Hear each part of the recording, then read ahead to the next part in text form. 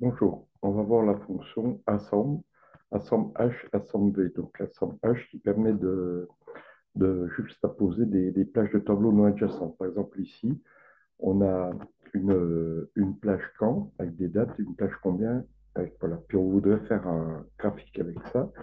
Donc la fonction assemble, tout simplement, bon, on va se placer ici par exemple en F2. Et là, elle permet d'obtenir une juxtaposition de ces plages-là. Donc là, égal ensemble. Donc ici, on a le H comme horizontal, le V vertical. Donc empiler horizontalement, on va prendre celui-ci parce que il empilerait verticalement. Donc c'est le horizontal qu'on va utiliser, double-clic. Donc il attend arrêt 1, arrêt 2. Donc arrêt 1, donc la première plage. On va même pas prendre les en-têtes, je vais prendre les données ici. Et donc c'est la plage 1, 2 à 10, séparateur, le point virgule. Et après la deuxième plage, le arrêt 2, il est ici. Et là, je ferme la parenthèse, entrée. Voilà, j'ai ça. Bon, ce que je constate, c'est que effectivement, là, il faut savoir que les dates, les 44 000 correspondent au format date Excel. Non, là, je suis en format standard. On voit ici standard. Par exemple, si je vais ici sur le A2, on voit format date.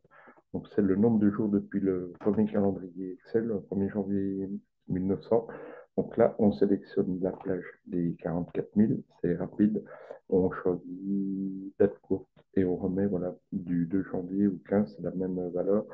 Il resterait, donc ça nous a enlevé les formats, c'est rapide à remettre pour que le graphique soit cohérent avec les unités. Donc on fait au mieux. Et là, on a les chiffres de monnaie monétaire. Voilà. Donc ici, on peut même faire directement CTRL A. Ça sélectionne notre graphique, tout de suite insertion, et on insère le graphique rapidement ici. Donc voilà, donc on peut le mettre ici. On aurait pu faire pour voir à peu près que ça fait le même graphique. En manuel, ben, il fallait par exemple sélectionner ici, faire CTRL X pour couper cette partie-là, la mettre ici, CTRL ici, coller, et puis là maintenant CTRL A de la même façon, et puis on obtiendrait, bon, si pour faire exactement pareil, on prend pas les en-têtes comme ça, sélection manuelle, insertion graphique, puis on aura exactement le même graphique là qu'on pourra comparer en le mettant juste à poser ici.